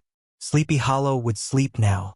The spirits were gone, their chains broken, their voices silenced. But the hollow itself remained, ancient and patient, waiting for the day it might be needed again. Jonathan understood that now. Some places, some stories never truly end. They simply sleep, waiting for the right moment to wake once more. And so he walked into the woods, his figure fading into the mist, becoming part of the legend he had fought so hard to end.